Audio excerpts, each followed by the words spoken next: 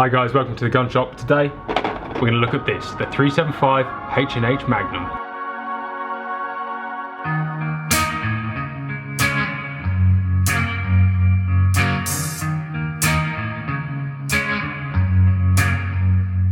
Before we start, we're just going to have a little look at the size of this thing so you guys can kind of get a feel for it.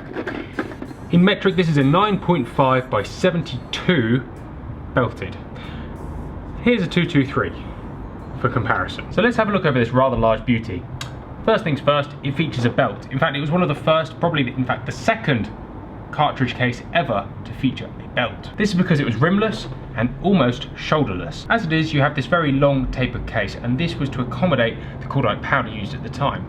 And then you have a very, very shallow shoulder and into the neck.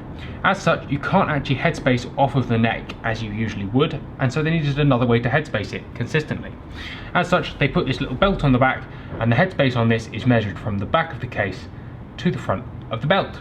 Probably not the most consistent way of doing it nowadays, and there's a lot of people who will look down on that as a method, but who cares? It looks really smart. It's probably worth mentioning that this, as a parent case, has a lot of children, and we'll go into those later, but actually it is responsible for a lot of the belted Magnum craze, because a belt therefore meant Magnum looked quite good, and people liked that. So being a bolt action magazine fed Mauser rifle, the 9.3 by 62 was very reasonably priced, and as such in 1912 the English market was responding.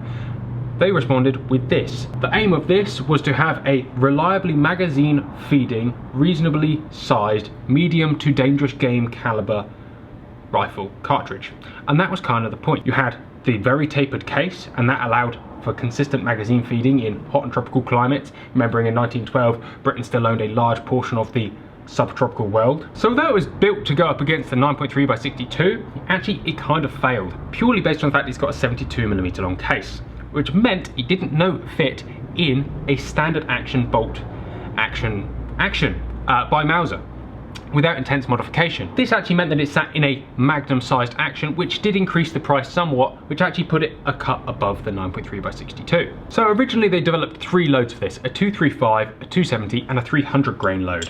Nowadays, there is a lot more options out there. So originally these were loaded with a 235, a 270 and a 300 grain. Nowadays you can get all the way from 200 grain all the way up to 380 grain. It's generally considered that the 200 to the 270 mark is really fairly ideal for lighter, longer range shooting, and adds actually a very flat shooting, hard hitting plains game caliber, and the 300 pluses are great for your dangerous game. So although its initial popularity was good, it wasn't particularly great.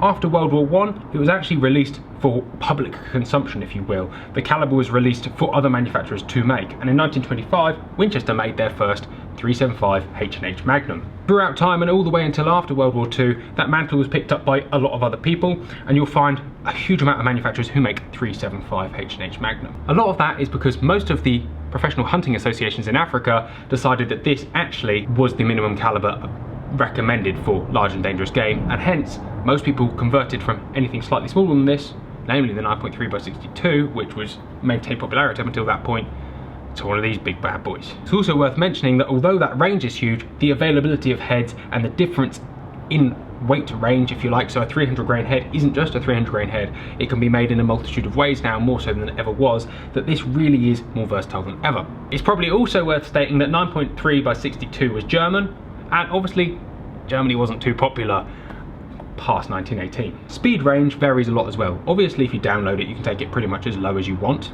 However, most rifles in 375 come in about a 1 in 12 twist, and you'll find that anything below about 2000, 2200 isn't going to perform too well.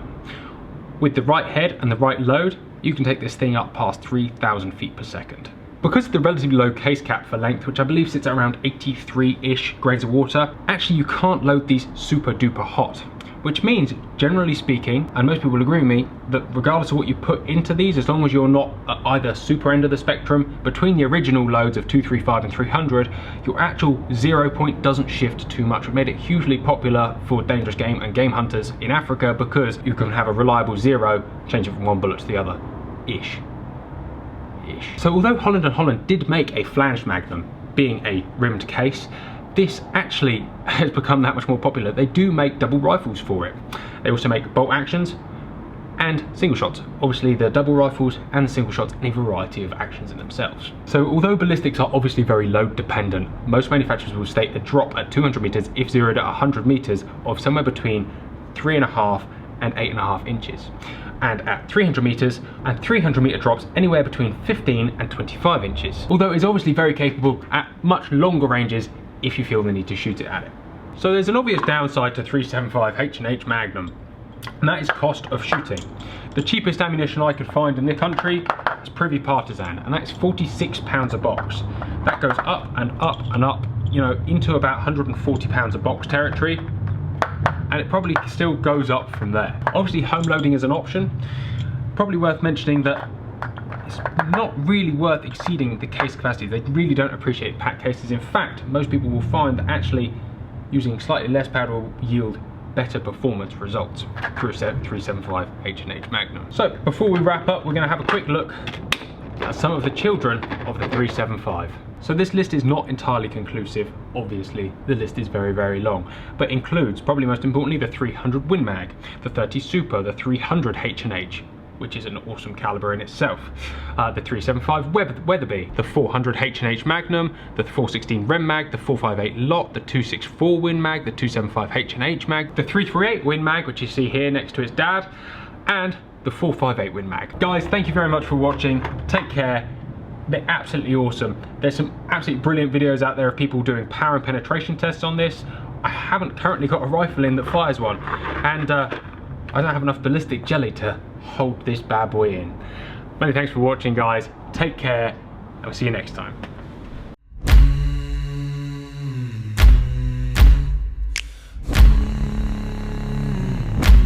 Hi guys, welcome to the gun shop.